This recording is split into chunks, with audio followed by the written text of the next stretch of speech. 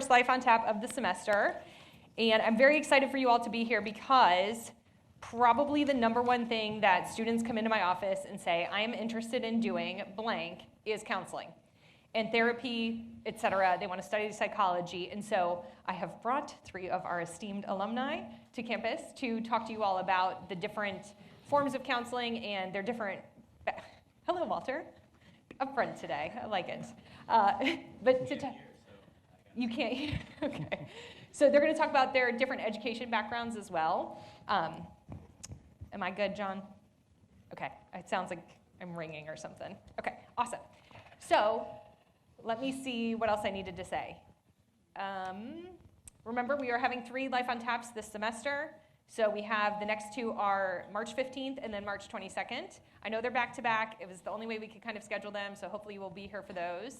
And hopefully everybody checked in, right?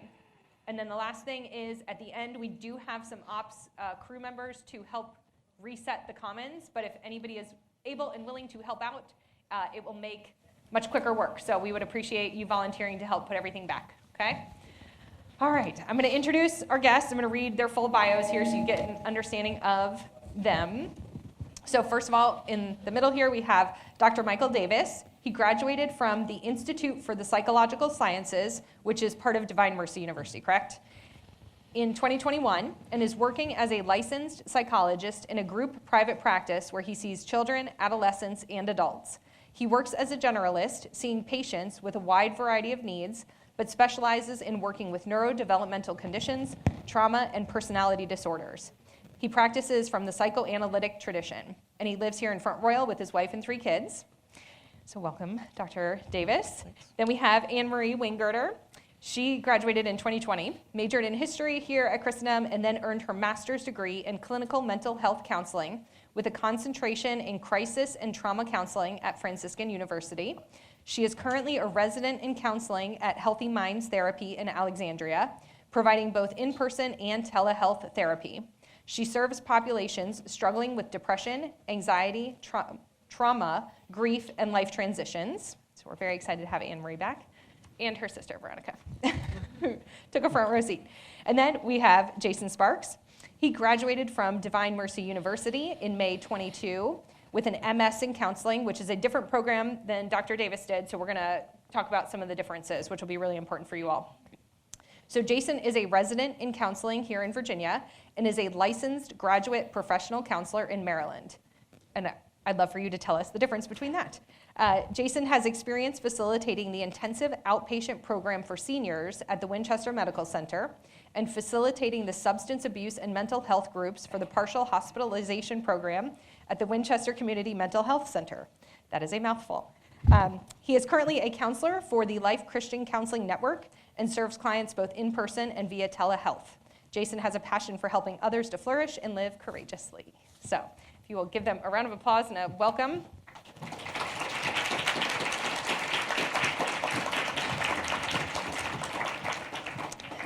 Okay, so as I mentioned, counseling, therapy, psychology, et cetera, has been very popular over the past couple of years, and probably for good reason.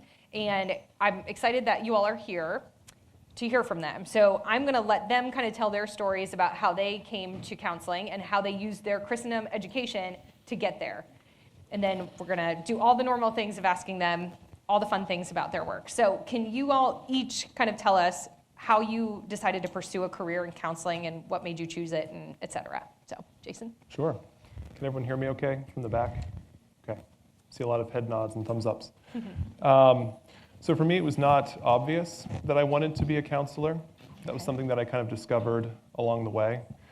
I went to Christendom for a year and a half, went through the core classes, and then I went on to get a business degree, business administration, because I didn't know what I wanted to do yet with my life. So I thought, okay, it's respectable to have a business degree. I'll just go ahead and go with a business degree. And alongside that, I was working as an admissions counselor for Seton Home Study School, just down the road. And I liked that job, but it wasn't something that I felt like I wanted to do long term, just kind of a feeling that I had. So a friend of mine that was in my class at Christendom was an operations manager at DHL Supply Chain.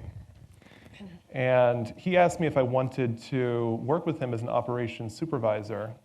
And part of my job at Seton was actually to help prepare conferences. It was kind of operations at Seton, so I thought, okay, I'll give this a try, And I went to DHL Supply Chain, worked there for 3 months, and it was pretty clear to me immediately that that was absolutely not lining up with my natural skill set, my natural aptitudes, my natural gifts.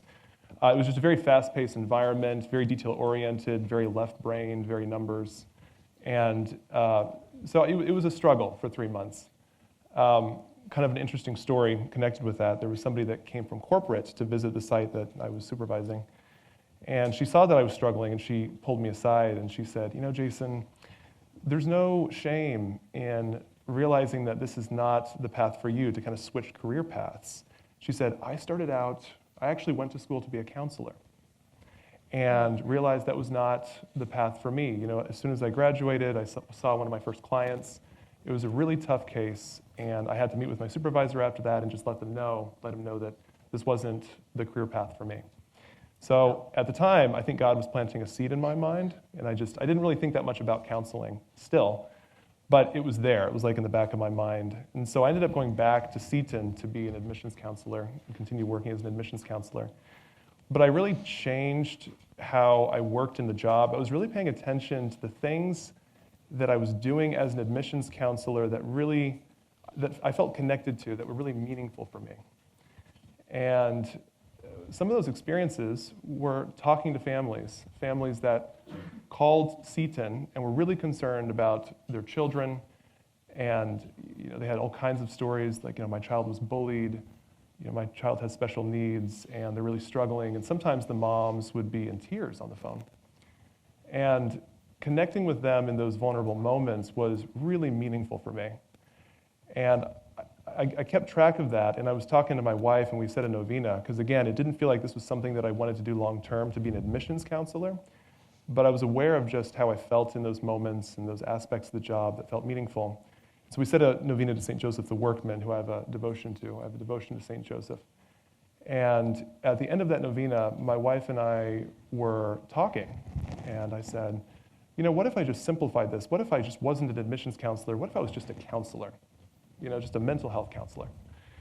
And she said, okay, well, if that's what you want to do, if that's what you want to explore. And so I ended up enrolling at Divine Mercy University that year, and it was a process of discernment, but it ended up becoming something that was well rewarded. I'm so glad that I'm in this profession now. It's everything that I wanted it to be. Okay. So that's my story. Nice, thank you. And so while we're there, how long was your program at DMU? So it kind of depends if you're part-time or full-time. So I started out full-time and then switched to part-time. And so all in all, it took me about 4 years to complete a 66 credit hour program at DMU. Okay. And so I was asking you out there earlier, but tell them about the hybrid, how that works. Sure. So the School of Counseling is a hybrid program. It's not exclusively online, but the majority of it is online. So there are 3 residencies, which is basically just an intensive week of hands-on learning, like being in triads, practicing counseling skills together in person, and it's pretty intense. But you learn so much. It is just tremendously rewarding, very educational. But you have that for every year that you're there, unless you need more time to finish. So 3 times in total before you graduate, 3 residencies, but the rest of it's online. Okay, nice.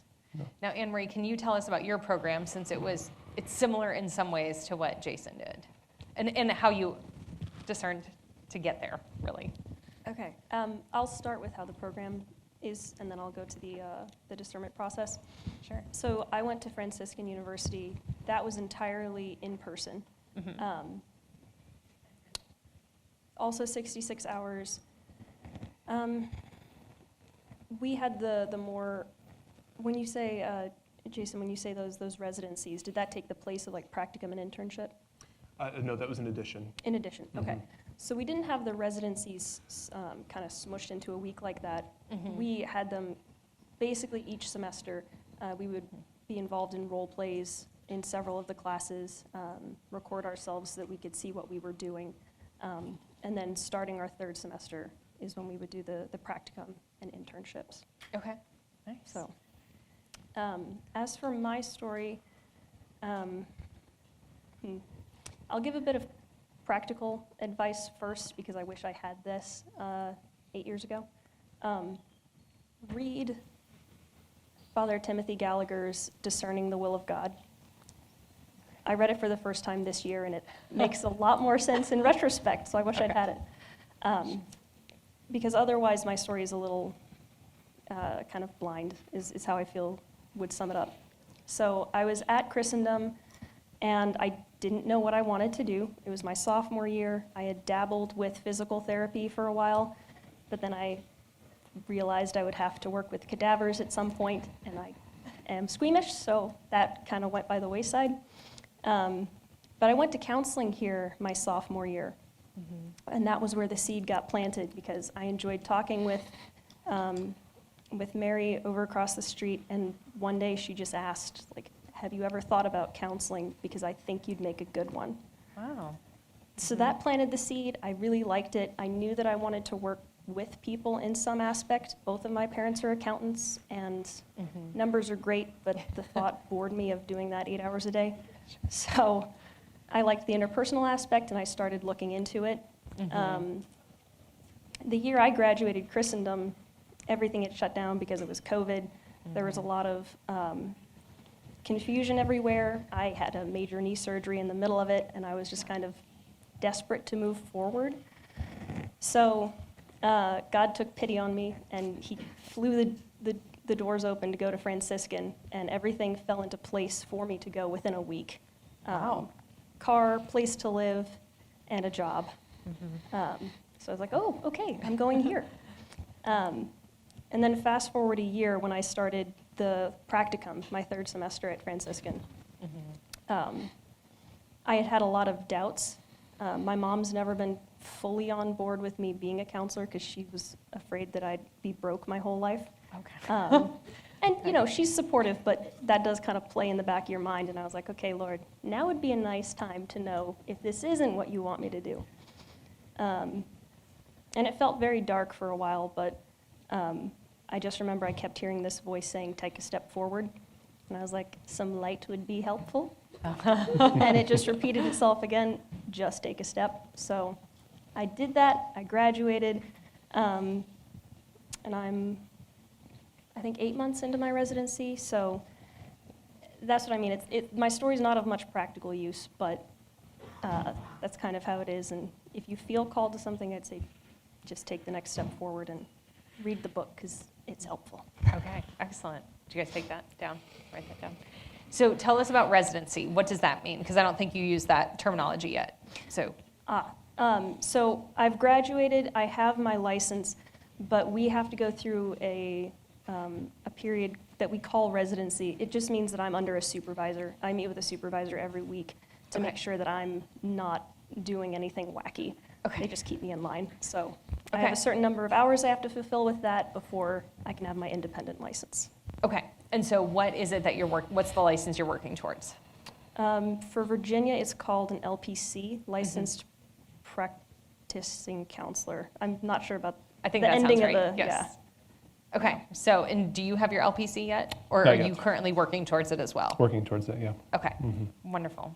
Okay. Thank you all for sharing. So now, Michael you did a PsyD program, which is much longer. So both of these two, traditionally, if you had gone full-time, your program would have been about 2 years, correct? Maybe 2.5? I think they estimate 3 with Oh, they do? full-time. Okay. I think, yeah. But yours is 2 years, right? 2 years Okay. full-time. So 2 to 3 years, and then Michael, tell us about you and how you got to Divine Mercy and the PsyD program. Sounds good. Is this on, by the way? Yes. Cool. So I guess the program first, it's 4 years of intensive classes. They're actually pushing it out to 5 years of classes now because it's pretty tough to complete it all. But it's, every semester you're doing something on clinical skills, you're taking practicum classes where you're reviewing sort of in general what kind of clinical work you're doing once they put you out of there. Your second year second to fourth year, you're actually seeing patients the whole time. And so you're having classes where you talk about just how casework is going. You're talking about just how to even think about cases, how to put them together. how do you think about the patient? How do you think about diagnosis? How are you treating them? Why are you treating them that way? What are the pertinent aspects of their life?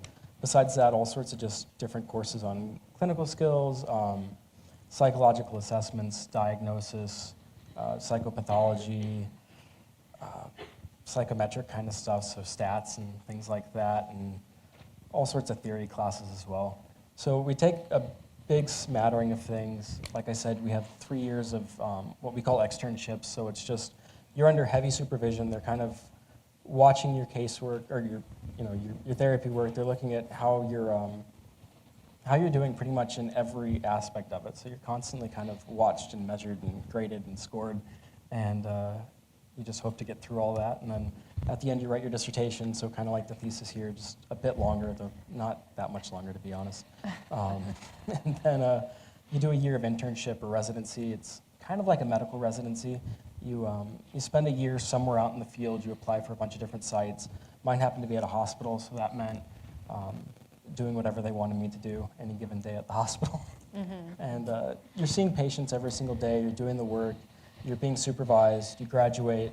And then depending on your state, here in Virginia, you usually have to do a little bit of what's called a postdoc. So you're graduated, you have your doctorate, but you need some extra time before you've either accrued the hours to get licensed or you have to take the national exam.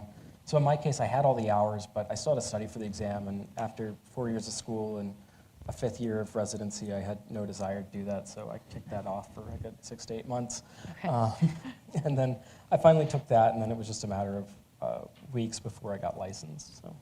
And what license did you get? So it's what is my license? That's a good question. I might have it written on here. Clinical psychologist. Clinical psychology. Yeah. Okay.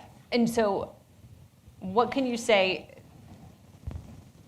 How is the PsyD different? Like, what can you do with it that's different that these two cannot do with their masters in counseling?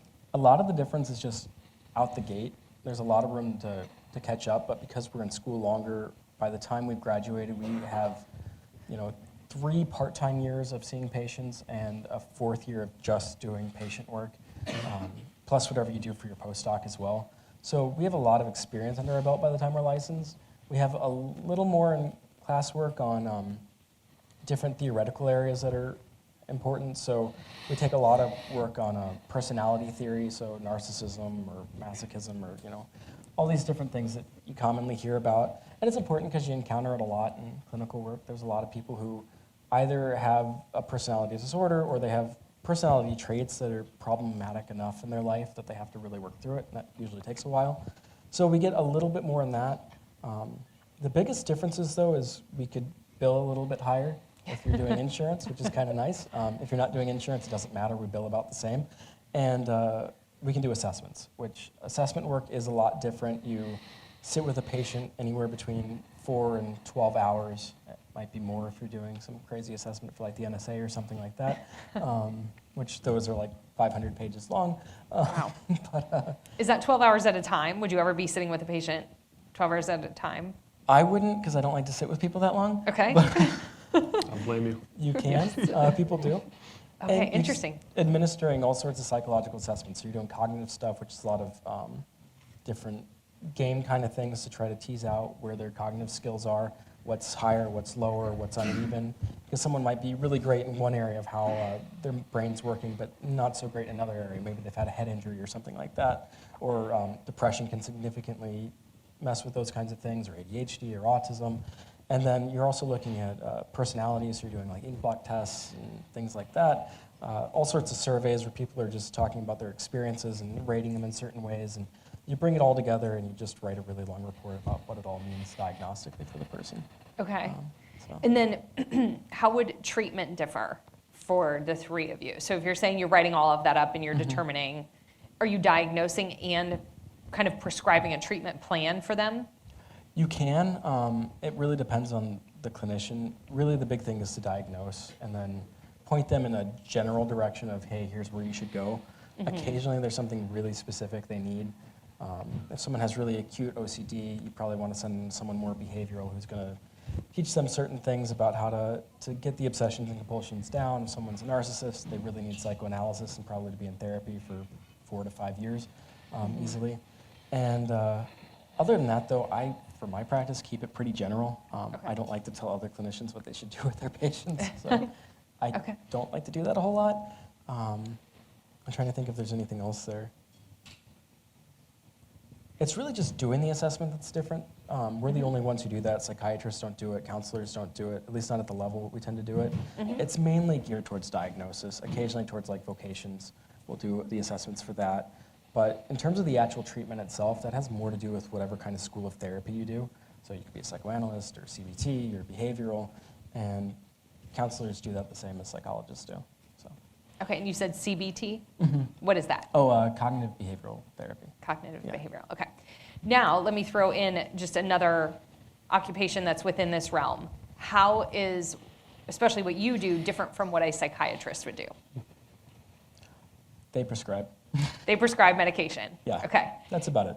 Okay, that's about it. So, but you're saying like you would do the assessments that they might not. So their form of treatment of patients, they might see them, talk to them, do a lot of intake stuff that is similar to everything you all would do. But then their course of treatment is going to be medication and probably talk therapy, et cetera, depending on how they've been trained. Whereas you all would do mostly talk therapy. Is that correct? Would that be correct? Okay, just want to make sure. Awesome.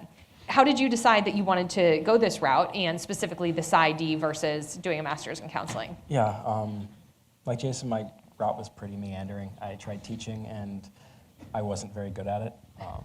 I cannot keep discipline over a classroom at all. And so I did that for a year, just subbing. I worked as a one-on-one aide to a disabled kid for a year and just helped him with different things. And that's when I got an inkling in my mind of, oh, I kind of like helping people in this way, and I like just working with one or two people at a time. That's kind of nice. I tried working in business for a while. It turned out I was pretty good at it, but it just taxed all of my resources all the time. I just always had to be 100% on, or I was making mistakes or losing money or things like that. And so Why do that? I don't know, I looked at what am I good at, what am I doing well in, what am I not doing well in. I was talking to a good friend from Christendom who was a couple years ahead of me at DMU. And it's funny, the first time I talked to him, I said, I'm thinking about this whole psychology thing you're doing. He goes, oh no, you'd be terrible at it, don't do that. Oh, no. And it just happened to come up in conversation again a couple years later. He says, we've never talked about it, but you should look into this. Like, yeah, we have talked about it, but okay, cool. And my wife finally just pushed me to do it as well. She's like, you need to do something that's gonna use your skills more, that you're gonna be happier with. I was longing for something a bit more, intellectual, but also personal. And it kind of ticked all the boxes. It had the things I liked about teaching. There's a lot of admin roles that you could do in psychology that I enjoy. And then the therapy was the biggest part. And there was a second part of your question. I completely forgot. That's okay. No, I think you're good. Cool. All right. So I get a lot of questions from students. So I'm going to try to do them one at a time here. So one thing is, Ann-Marie, you mentioned your mother is concerned that you're going to be broke being a counselor. So can you talk to us about finances? Is this, what's the investment at the outset to get your graduate degree? And then do you feel like you're making a livable wage without obviously divulging too much information? But can you give our students some hope that they could make a decent living as a counselor? Yeah. So Jason, do you want to start and share some stuff? Yes, you can have hope. No, but it's a good question, and I would say the road is a long one. Okay. And that you really enter this work not for the money, not for the dollar signs. So the investment in school, I think that in the end, the amount that we invested for DMU was $60,000, and then there's the period before you're independently licensed, when you have a provisional licensure, when you're accruing hours to be a licensed professional counselor. So right now I'm a resident, like Ann-Marie was talking about. So you're paid well, I wouldn't say significantly. I'd say you're paid less than you would as a licensed professional counselor, maybe about half. So there are many different ways to make this work, financially, and it definitely takes planning. To be candid, my wife and I both work during this period in the hope that maybe eventually, she won't have to. But again, you don't enter this profession for the dollar signs, but I can tell you that by the time you get to the finish line, it will be something that you can support yourself with. It's just a long road to get there. Okay. Anne-Marie, did you want to add to that yet? I mean, I know you're still very new into this. I think Jason covered it well. Okay. The only difference, Franciscan, since it's a shorter program, was about, I think, 45,000. But yeah, that's a good thing to remember is while we're residents, we don't have that full license, so yeah, we don't get paid as much. So yeah, Okay. I'm bringing my mom along. She's fine. Okay, great, great.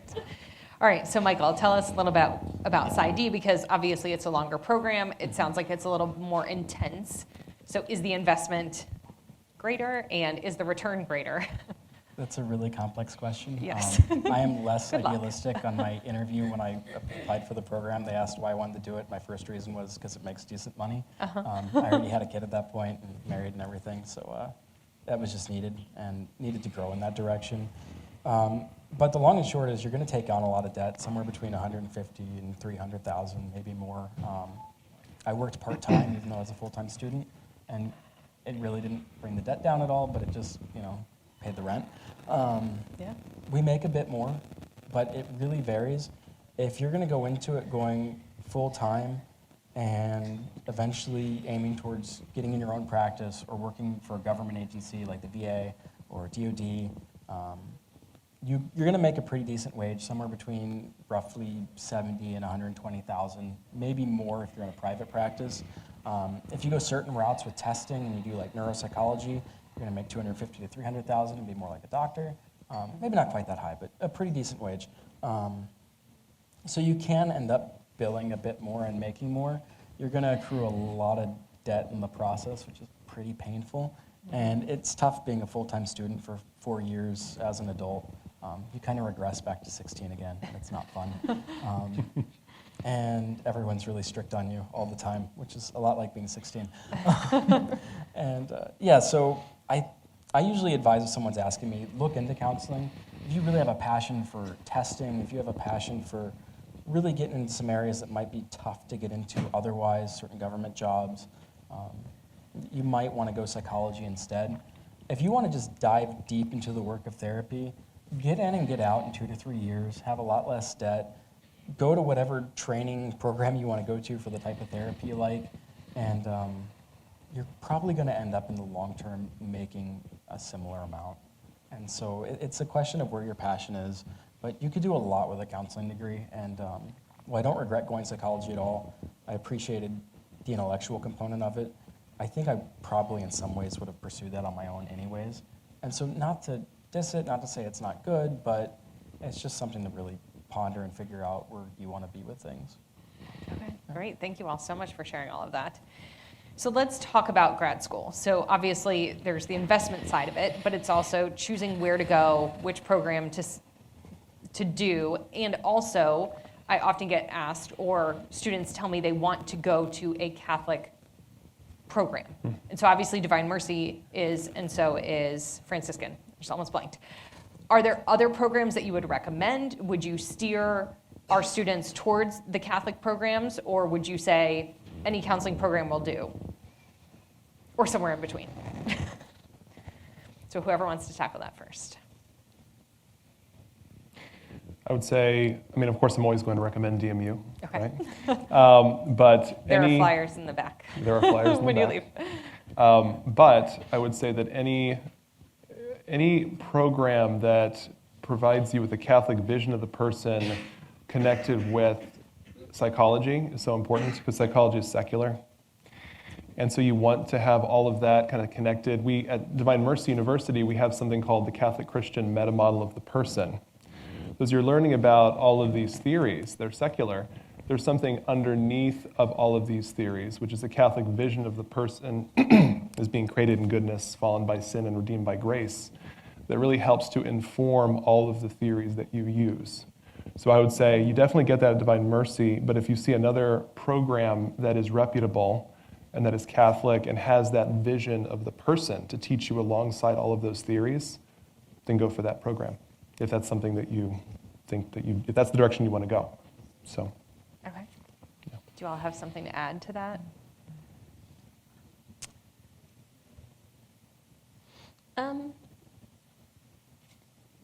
I think the only thing I would add is it also really depends on where you're at in life. because something both Michael and Jason mentioned was that they were already married and had a family started. So for them, that hybrid really worked. I was actually very interested in Divine Mercy, and something happened that I didn't get to go that route, and I was very disappointed. But for me, as I was single going into grad school, Franciscan really worked well because I got the in-person hands-on experience, and I realized I'm a lot more hands-on than I thought I was. So taking that into account as well, I would still agree, try to find a Catholic program, but that might just help you to steer if you're trying to choose between Catholic programs, what works best for you learning-wise. Okay, great. So what other programs are out there? So we've got Divine Mercy, Franciscan. I think University of Mary has an online, or maybe they have an in-person one. Are you all familiar with any other programs that you know of? I believe Catholic University of America has a counseling program, but I don't know that it's online. So Okay. that's one that I've heard of. Okay, So great. Any others? Okay, we'll continue to do our research, everybody. Okay, I'm trying to think of, let's get to some other stuff because I have no idea where we are at on time. What have you learned throughout your career so far in school about psychology and counseling that you feel students should know and that maybe you didn't know going into it? So whoever wants to jump in. The first thing that comes to my mind is it's a much more political field than I was expecting. It's trying very hard to be a science, counseling is, because we kind of look to psychology and psychiatry as like they're the big brothers of science, and they get to be very, this isn't the right word, but very kind of profound and established in that work. Whereas counseling was seen a lot more as an art for a long time. But that was something that really stuck out to me, is how to fit myself in as a Catholic counselor when you have certain things like in the American Counseling Association's Code of Ethics. It says that you can't turn away clients only for purposes of your conscience. So, okay, how do I fit in with this?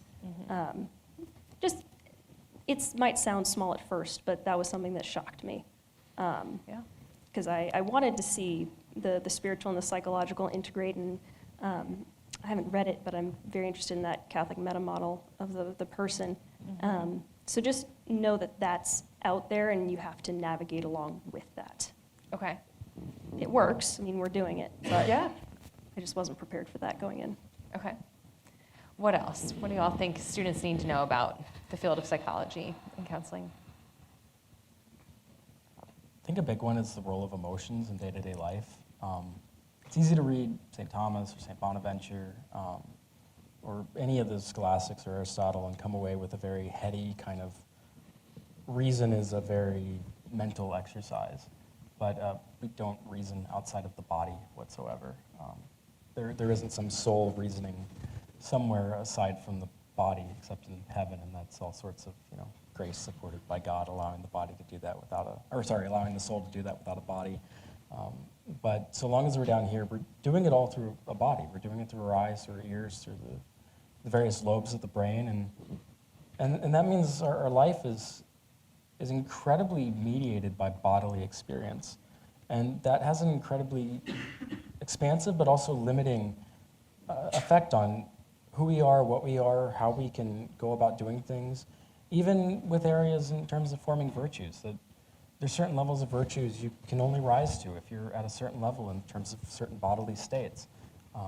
That does get, I don't want to say capped, but it certainly gets modified by how intelligent you are or how sensitive you are to different stimuli coming at you, how regulated your emotions are more innately at the temperamental level, and then also as a result of sort of nurture of how you were raised and what your environment is like. Do you have significant traumas? And it's really easy to see emotion as just an add-on, an extra part of life, but it's really the thing that keys us into whatever it is that we're experiencing in any moment. And the second you start cutting that out of someone, you think of someone who's had a frontal lobe lobotomy or severe brain damage, you realize how restricted their life is, especially in terms of the capacity to be reasonable. They can't think through things. They can't make decisions.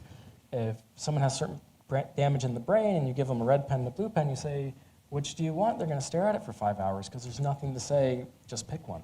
It's just, well, there's 2 pens, and other than color, they're exactly identical, and I have no feeling about it, so I don't care. And that affects everything.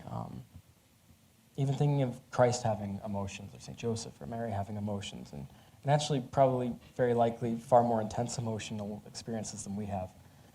It can be easy coming out, like I said, reading some of these great philosophers, but taking it at a very heady kind of level and not getting into the grips of what is it actually like to live a life in the world with all the challenges that come from that, especially as you leave college, you leave the safety of home, you enter into the different rough places that you're going to find yourself in, whatever they are. And I think psychology has a lot to say about that. I think a lot of what it has to say is actually pulling in many ways from the Christian tradition. Freud very much writes from the tradition of John of the Cross. Jung and all these others, they're pulling from a very profound Christian tradition and trying to talk about it in a very nuanced way, but it's there, it's rooted there the whole time.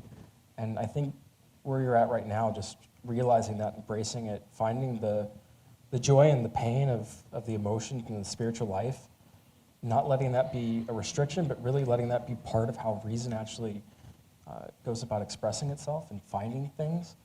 And also, if you have an interest in psych, very much coming to appreciate that, because that is the level on which we work more times than not. I want to second that, because as a man, I think I relate, maybe most men in this room relate to the experience of, like you were saying, emotions are not important, I'll just suppress them. Mm-hmm. But, if they're not important, then why did God create them? I don't understand, And the funny thing about suppressing emotions is they tend to pop up in other areas, like whack-a-mole. You push them down here and they pop up over there. So they're important. Yeah. But I think that the thing that I would say is kind of an injunction to the men in the room. I think there's a demand for counseling, but I think there's also a demand for male counselors, because this field is dominated, and it's not a bad thing, dominated by women. So I think there are clients that want to see either a female counselor or a male counselor for whatever reason. They're presenting an issue, they feel like more comfortable with a certain gender. And they're, in my experience, an internship, practicum, there tends to be more women than men for counseling. And men want to see a male counselor for certain issues. So for you men in the room that are thinking of going into this field, there's definitely a demand for you, because you're a man. So. Okay, so tell us a little bit about, I guess another kind of concern that students bring up to me is, how do you navigate working with a client whose lifestyle might go against your faith? And so you can take that question however you need to take it. But basically the concern is, how do you navigate working with somebody like that? And do you have to? Ann-Marie, you mentioned you technically can't turn away a client for various reasons. Nobody wants to start. Okay, I'll start. I can start. Were you about to start? I didn't want to jump ahead of you. No? Go Okay, ahead. I'll start. Yeah, it is true that we can't turn away clients based on that, and we're not able to impose. We cannot ethically impose our own beliefs onto the clients. Mm-hmm. But I would say, and this was something that really concerned me coming into this field, is that I kept envisioning what would it be like to be in the room with someone that had just such a different belief, opposing beliefs than the beliefs that I have. And it was definitely a question that was on my mind for a while coming into school. And I think everyone's going to answer this question a bit differently, like kind of the same but also differently, because every situation you're going to run into is so different depending on who's in front of you in the counseling session. And I'd say a couple things on that. The first is, you can be present with them, and you can listen to them, and you can let them know that you're following them, understanding what it is that they're saying without agreeing with them. Right? There's something called the power of presence. And it's funny, you rarely agree with your clients, by the way. It's like if you think that you're going to agree with the majority of your clients with how they approach different problems in life, that's a mistake. Like, you're not going to always agree. Most often you won't. But being present with them and showing them that you are present with them is part of the magic of counseling, just feeling heard, and it doesn't mean that you agree. So that's number one. And I think that there are things that you can connect with everyone. There are certain principles for living a flourishing life that you can connect with almost underneath everything. For example, everyone would probably agree that it's better to be with people than to be alone. There's other principles about what it means to be human that you can connect with in the counseling session underneath the beliefs that are that you don't agree with, that you don't share. Connecting with those fundamentals is really important. So I'd say those two things. Okay, I like that. Anne-Marie? So yeah, similarly, the way that I came to look at it, because I also struggled with this question, the way I see it, this is going all the way back to English 101. When we read St. Basil, and he talks about leaving the bad but taking the good out of things, his specific instance was the Greek gods. What can you learn from them, even if they're not true? So what I try to do with each client is find the kernel of truth that they are striving for, and I'll just, with little things that I'll say, I'll promote that. Because yeah, you absolutely can kind of St. Thomas More it, just be there with them. You don't have to say whether something's right or wrong. Most of the time, you're not supposed to do that anyway. So kind of encouraging things very slightly when you do see truth, and asking them questions that might lead them to something a little closer to the fullness of truth. My aunt actually put it a very beautiful way that stayed with me. She brought up Jesus at the well with the Samaritan woman, and she said he didn't bombast her with truth. He sat with her first, the power of presence, as Jason said.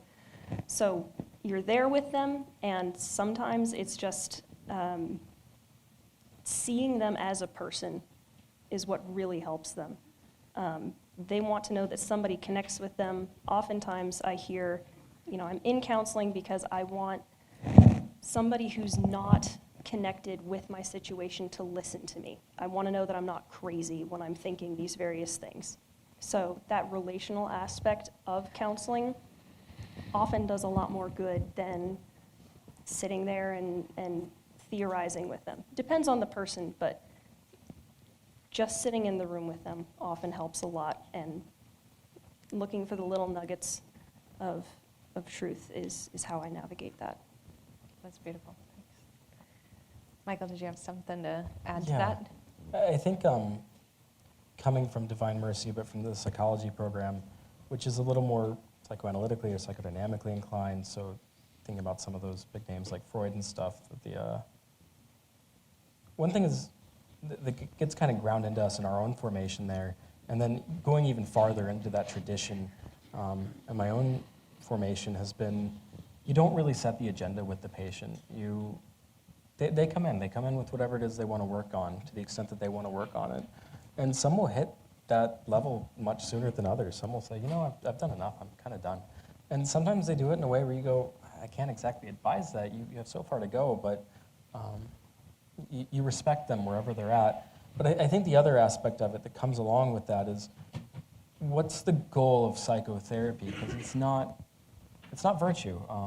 You can't teach virtue. I mean, that's Aristotle right there. And you can only show it. And with that, you try to do the best you can in how you carry yourself and what kind of person you are. But you're fundamentally helping the person get to a place where they can get to a more normal level of just human suffering, where they're not in agony because they're so depressed, or because they're blowing up all their relationships, or because they find themselves in situations where they're constantly abused, or the past abuses they've suffered are constantly on their mind and on their emotions so much they can't think straight, and it's just daily living becomes incredibly difficult, almost impossible. Your job there is to help get them to a place where they can feel normal pleasures again, where they can think a little bit straighter, where they can be sad at a normal level, where they can feel emotions that they've been really neglecting for a long time. Maybe they're afraid to be sad, or it's terrifying for them to be angry. And that really is at the level of where most of the work is. And there's all sorts of patients I work with who might have something I disagree with for one reason or another. And Jason put that very well of, just, you're always going to disagree with your patients on things. That's so common. But really, my job isn't to get them to live a certain kind of life. It's to get them to a point of just living life a bit more fully. And it's on them to do what they want with that.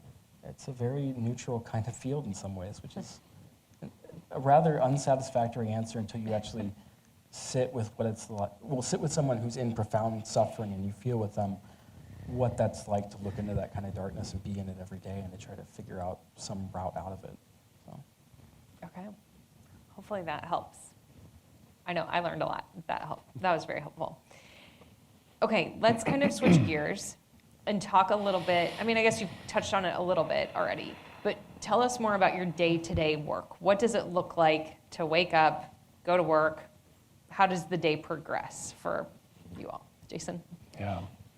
So I work with a network, so that means there's kind of a central office that works with a number of counselors, including myself. And I provide the office with the schedule for the days that I'm at the office.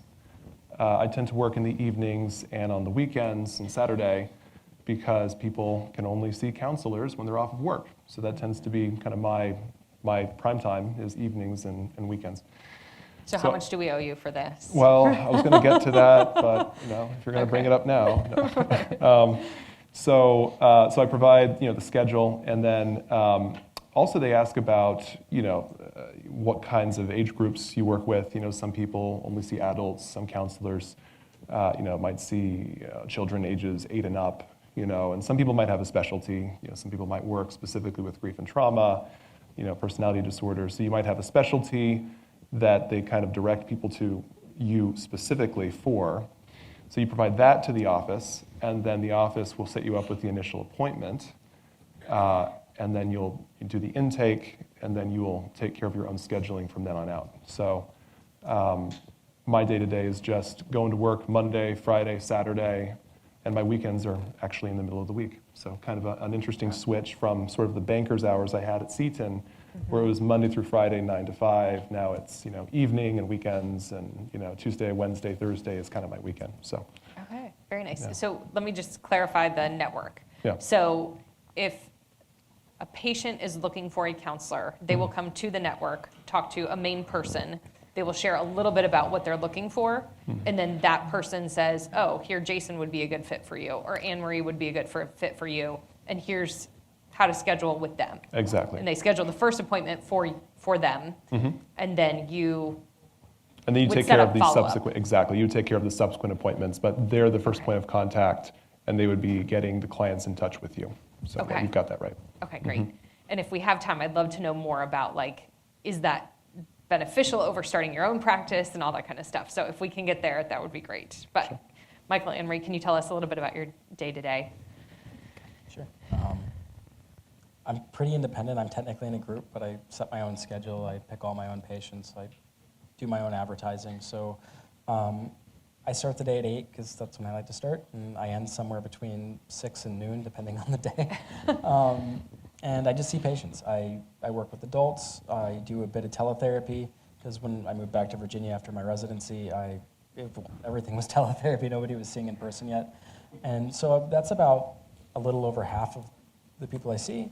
And then I see people in person in my office. I have a playroom where I do play therapy with kids, which is some of the more exciting work. You sit with a kid, they play, you sort of interpret what they're doing, you talk them through and narrate some of what's going on and some of the big tensions that they might be going through. But it's always a bit mysterious because you see the same kind of processes with every kid of things start gradually clicking together, but you often have no idea why. The process works, it's great, it's beautiful, it's vibrant, it's fun, they throw things at your head, and you have no idea why Parents it's or the working. children? It's fun work. You can kind of get at some of it, but so much of what kids do is showing you what's going on inside of them, not saying it. So that's one part of the work that I think is just worth highlighting because it's different and it's incredibly joyful to do. If you work with kids, even when there's profound traumas or other difficulties, It's just such a happy thing to just be with a kid playing. With adolescents, it tends to be more talk therapy like adults. You give them a lot of room, you show them a lot of respect because nobody respects adolescents. It sucks to be an adolescent. So you just have to be really patient with them and show them that you actually take them seriously. And yeah, that's pretty much my day. I'll hopefully start supervising a few people here and there. Before my current job, I worked part-time at Catholic Charities, so I helped administer their assessment program. So it was just admin-heavy work, a lot of supervision, a lot of scheduling, a lot of figuring out who needs what and putting people in the right boxes. Now I just do therapy all the time. Okay. Yeah. Great. Ann-Marie? So I work at a private practice, which sounds very similar to the network insofar as what you had asked about. They contact the office first, and then the office just decides which clinician has space and would fit the best with each client. So I'm also pretty in charge of my own schedule. For the residents at my practice, they just require at least 5 hours after 5. So most of my days don't end until 6. I work with ages 11 and up right now.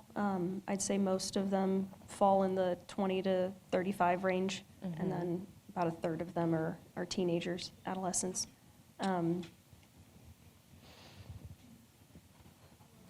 The days have been blurring together recently, Yeah. so.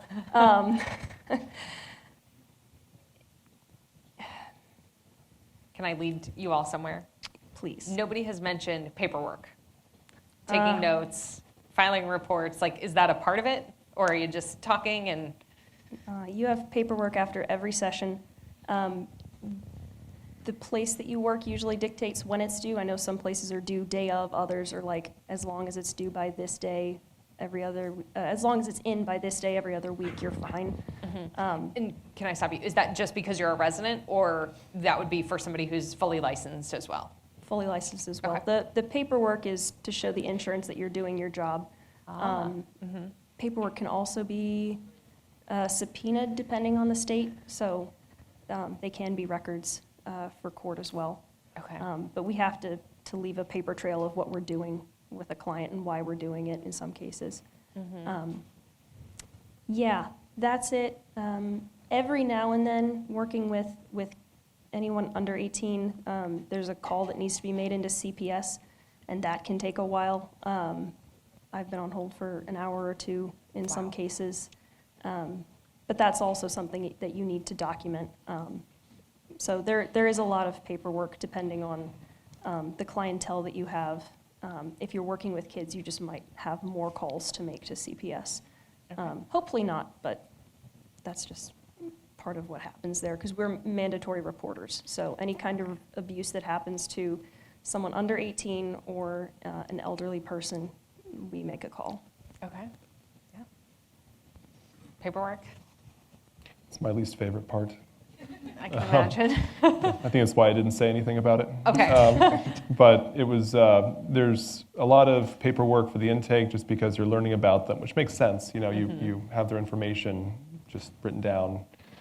You go over that with them. And then there's a progress note that you write after every session to explain, you know, what they presented with, what your intervention was, intervention meaning how you helped them, their response to the intervention, and then your rationale for why you use that intervention. Okay. You know, so it's very official. And like Ann-Marie was saying, it is a court order could bring all of that into the light of day at a court. So, you know, just knowing that, you have to be very intentional about what you include in the progress note. And you get used to it after a while, but there's definitely a level of intentionality there just because you kind of imagine, okay, if this was put out there in court, you know, what would it have to look like? So that's the progress note. Yeah. Okay. Okay. I need to check the time. Oh, dear. Okay. It's 8:30. Let's wrap up with this question because this is the next most, I guess, frequently asked question is, what can they be doing now to get some sort of experience to test out the waters? Obviously, they can't be sitting in on your client meetings, right? They can't do that. Interning in an office, does that ever happen? Because they're still going to be exposed to some paperwork and HIPAA violations and like all sorts of things. So what what types of part-time jobs, internships, summer work can they be looking at that would help prepare them for a career in counseling?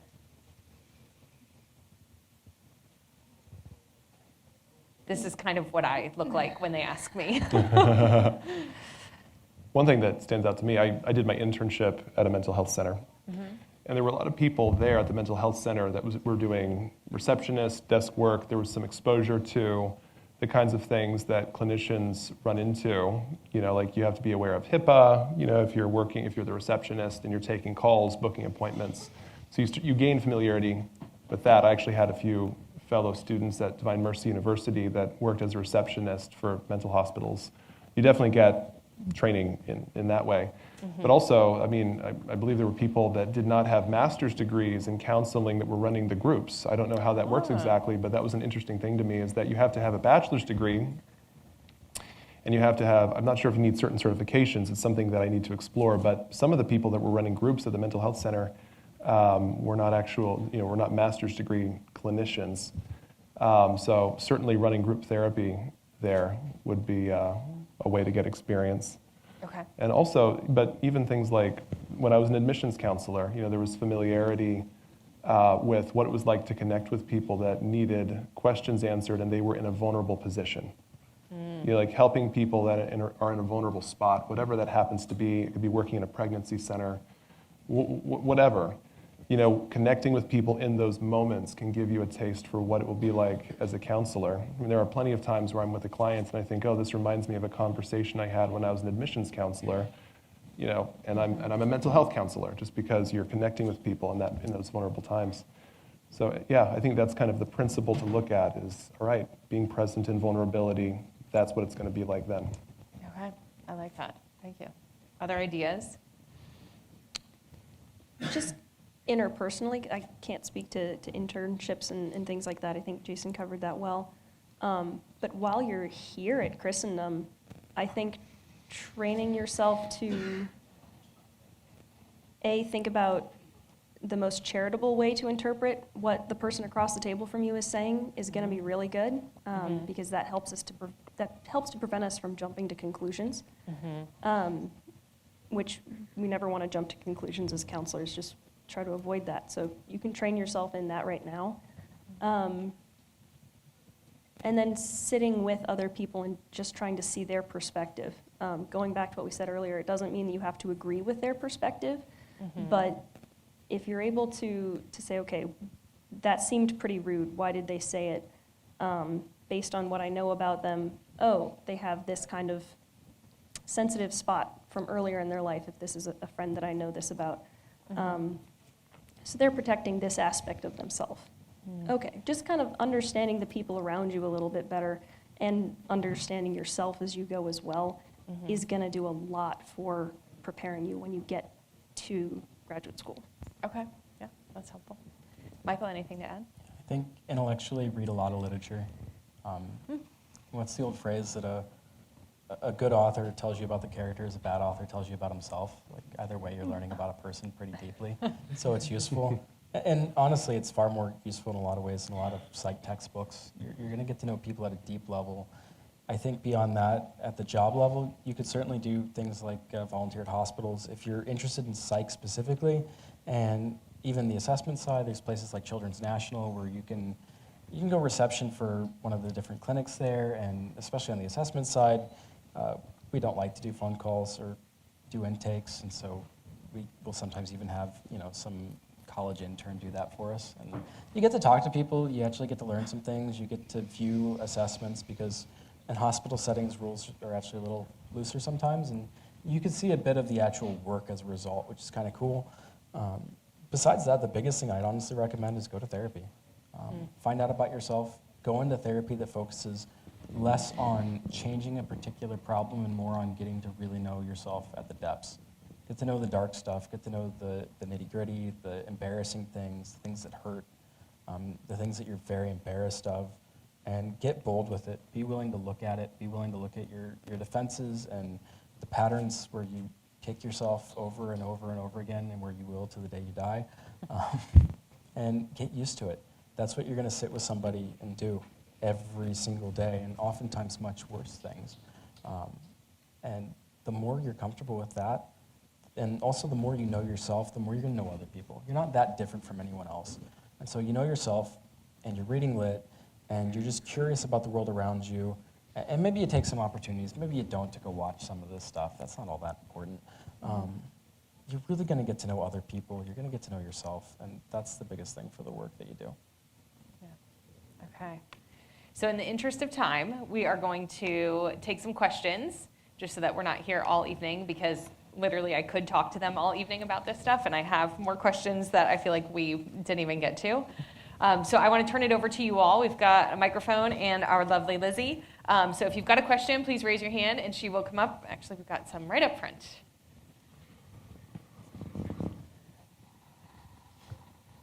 Oh.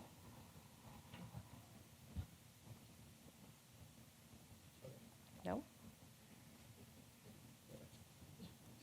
It's turning on. Oh, No. here I am. We got it. Okay. So first of all, thank you. This all has been really cool. One thing that I'm wondering about is how, from a perspective of simply the morality of it, and then also practically, how does manipulation play in conversations with people?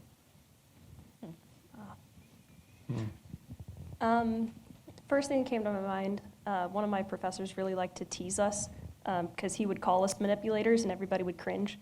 So he would say that manipulation is not the M word. We can manipulate people in just everyday things for good reason. So I think it's a tool that we can use. It's a neutral tool you can use for good or bad, because I can manipulate a conversation with you by phrasing something a little more positively, and it might make you feel better about something that you did. I'm like, no, but actually there was this aspect of it that was really good. Technically that's manipulation, but I did it and you felt better about yourself and it was true what I said. So that's the way I view it, at least. It's not like puppet manipulation.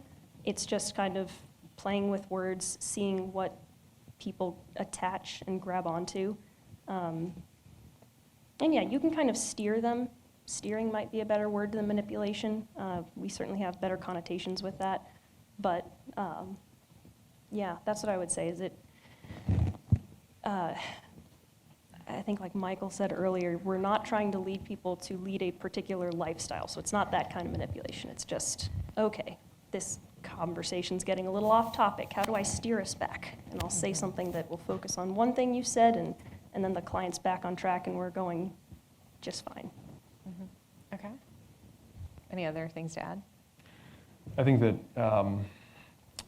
just as human beings, we influence each other to a tremendous degree. And if you look at a conversation that goes well, you're both influencing each other, like even a conversation that's not a therapy session, that you're not necessarily being so upfront that you're talking about your intentions every step of the way in the conversation, but you both are kind of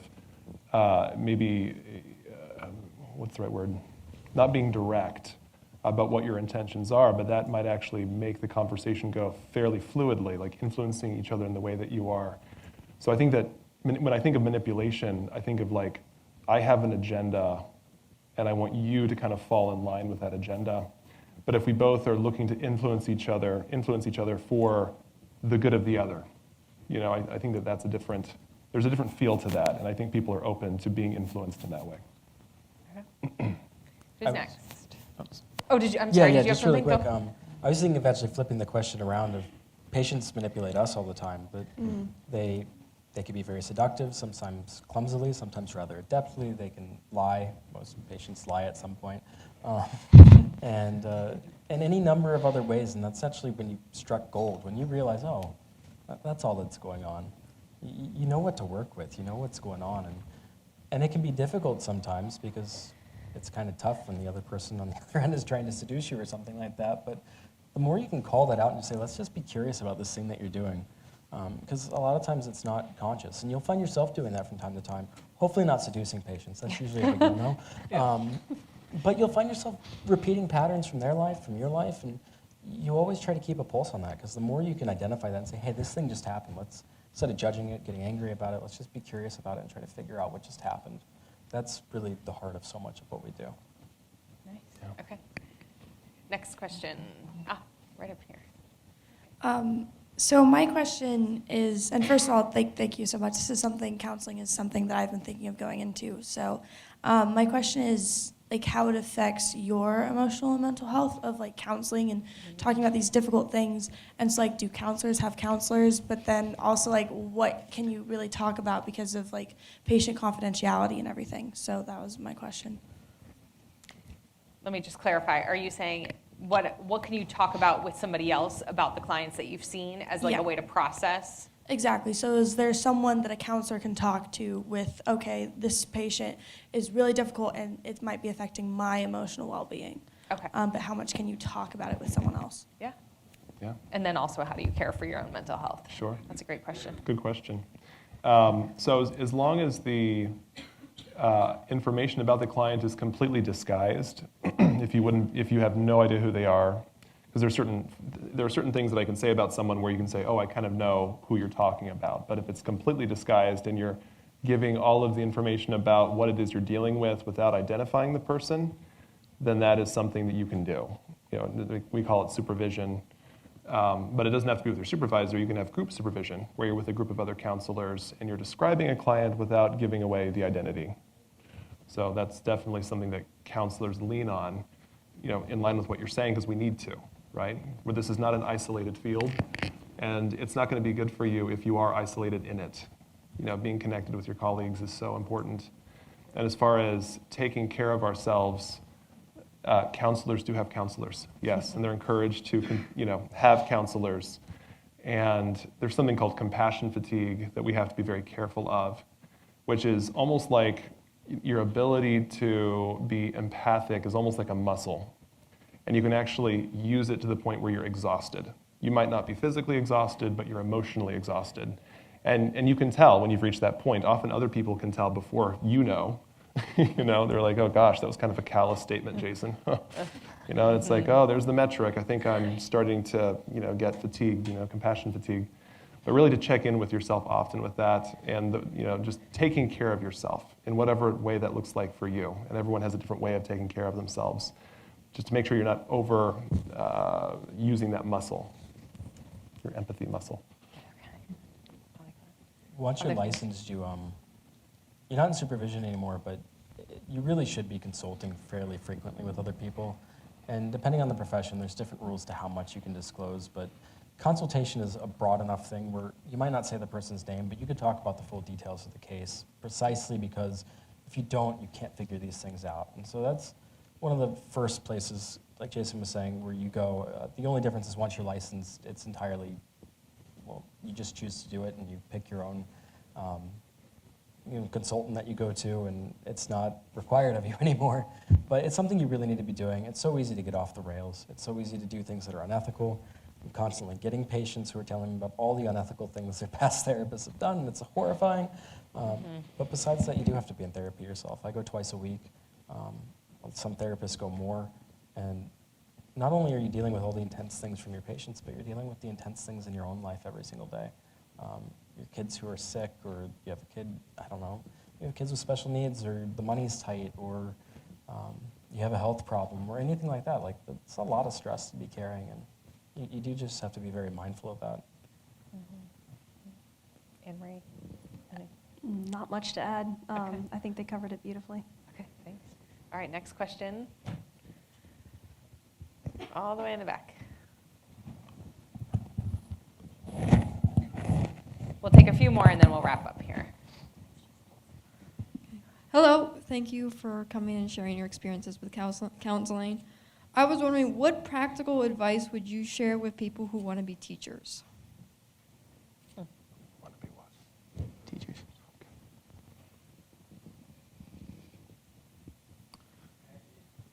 Can I ask a clarifying question?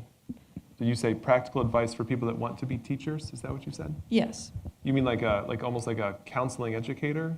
Is that what you mean? Well, just like because teachers work with students on a regular basis, Is there anything that you would advise with maybe students or teachers who are having maybe difficulty with students or just keeping a classroom?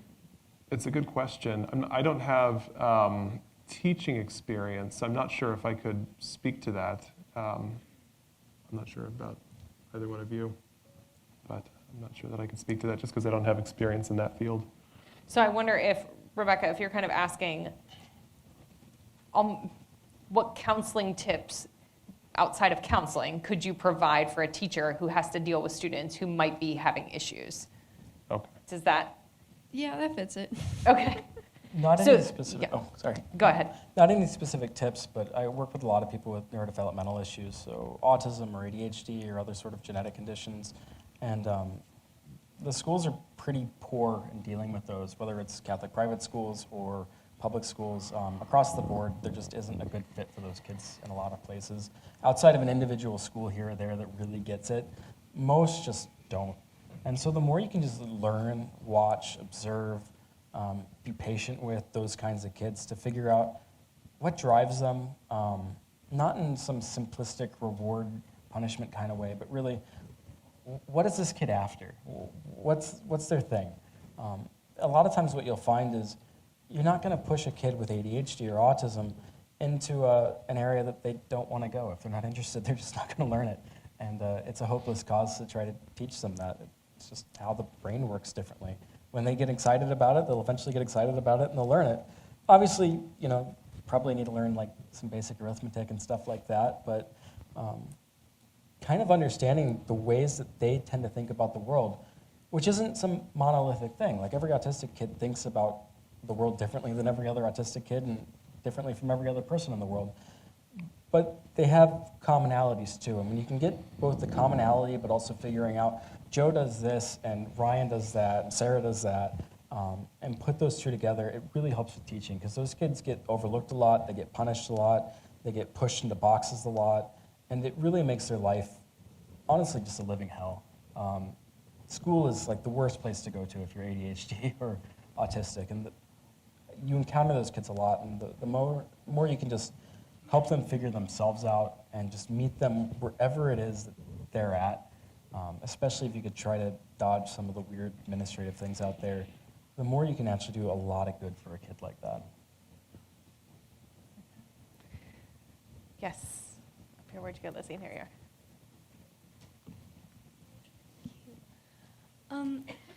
Do you have any anything to say about like temperament in counseling? Because like someone who's like very sensitive but very empathetic, whether it would be unproductive for them to go into counseling because it's like just too much to take on mentally. Because is there like a temperament thing that could tell you whether that's a good thing or not? Yeah. Does that make any sense? No, it does, yeah, Yeah. yeah.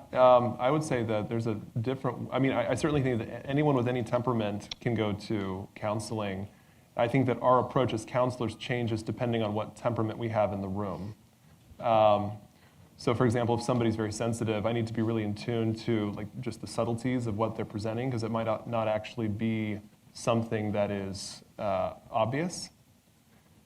Like just really kind of tune into their way of presenting what it is that they want in therapy.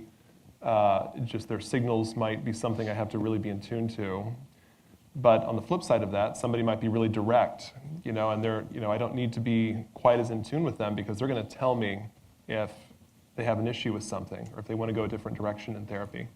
So I would say that, no matter what temperament you are, therapy could be something that you could do. We just have to change the way that we are with you, if that makes any sense. I just want to make sure you guys are on the same page.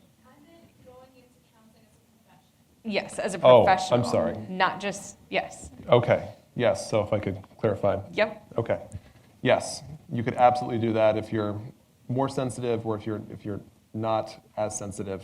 Apologize, I misunderstood the first time. Well, I but felt like yes. your answer was actually very good, and I was like, oh, Okay. okay, yes, that makes total sense. And I think if I can answer a little bit too, I think it might go back to the previous question about how do you take care of yourself. And so if you have a temperament where you are taking in a little bit more and you feel like you are more sensitive to other people's feelings and empathetic, you might have to do your own therapy 2 or 3 times a week in order to process that instead. Because I do think that is a concern. A lot of people are like, oh, I don't know if I can take on everybody's emotions and like feelings and stuff. And it is something you have to work through. And so, okay, hopefully that helps. All right, who else has a question? Yes, right here. So, in recent times, mental health awareness seems almost like a fad. Like everyone's talking about it, everyone wants to get in on it, and so many people are claiming like victimhood or they have trauma. It's just, I don't know. Personally, I find that I take it a little less seriously almost when people say it now because everybody's saying it. Is it really that common, or is it just, are people just saying it to get attention? Yes and no. Like almost everything in psychology, everything's overdiagnosed and underdiagnosed at the same time. But there's a lot of trauma out there. Freud developed the seduction hypothesis, thinking that sexual trauma explains so much of the pathologies he was seeing of his day in Victorian Austria and then later in England. And he dropped it for a while because he thought, no, I'm seeing this too much. There's no way there's all that much trauma. And then at the end of his life, he revised and said, oh, no, it's that bad. And it is that bad. There's a lot of people who are at all sorts of different levels, abused, neglected, violated in all sorts of ways. You'll find people from war zones. You'll find people who have had all sorts of, especially sexual violations of various types. It's one of the more painful and destabilizing things you'll see. And I think you see it acted out in all sorts of different ways. Some people get very quiet and sensitive. Some people get very dramatic with it. And sometimes these movements can highlight those more dramatic voices, which are hard to listen to. Sometimes it can also bring up people who want attention, though honestly there might be something going on there as well. But it's always a bit complicated, but there is a lot of damage out there to a lot of people. More times than not, you find that people have been through quite a bit, and there's also just more mundane ways of getting hurt. The basic, just not loved enough, not paid enough attention to. And I don't mean that in some like namby-pamby, like, oh, my parents didn't quite like me enough. But I mean, you do something cool, and most you ever get is like, good job, buddy. Like, you're gonna really become depressed or masochistic that way. Or if your parents always in your face, you're gonna find that you're probably gonna withdraw quite a bit. So in terms of the more profound things and also the more mundane things, there's a lot of ways people do get hurt. I don't think these advocacy movements necessarily do much besides make a fool of a lot of the people who get on these kind of videos, but there's a lot of good work out there for the people who are interested in it. Did either of you want to add to that? I think that was a good summation. Okay. Other questions up here? Maybe this will be the last one, just for time. Well, if it's the last one, someone else. No. Please, Okay. go. Would you recommend getting therapy, even if you don't have a specific problem that you want to address? And if so, how would you go about it as opposed to going in for a specific thing?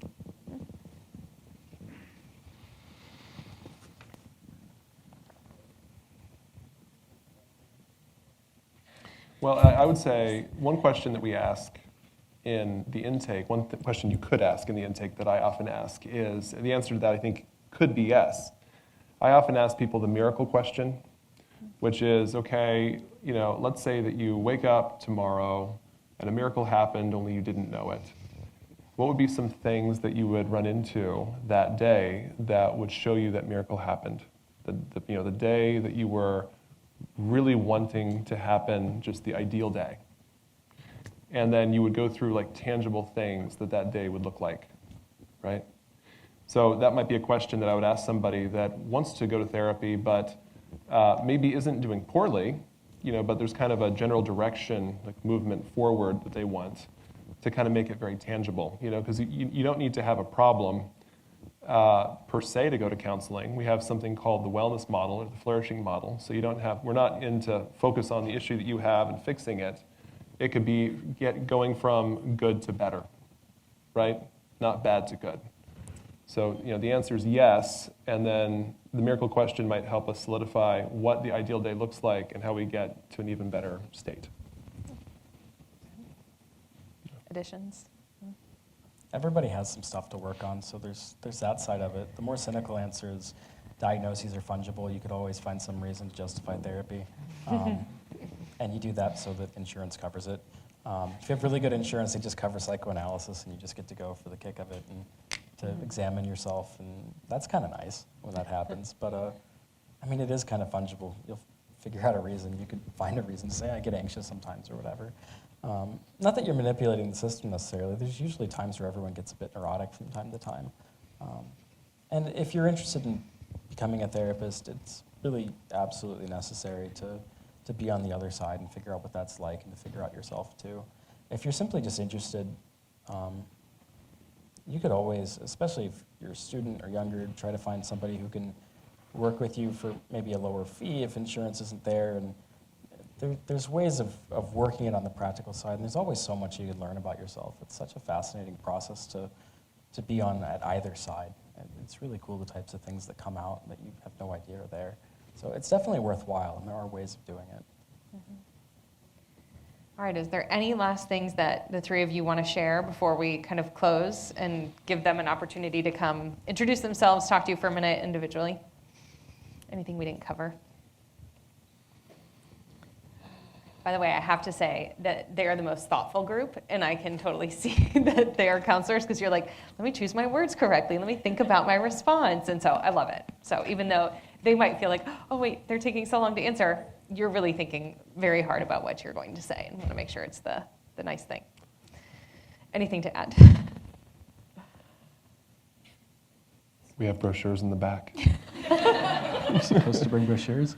What? Were you supposed to bring brochures? No, I happen to have brochures, so. Yes, yeah. So if you're interested in learning more about Divine Mercy University, there are some brochures in the back.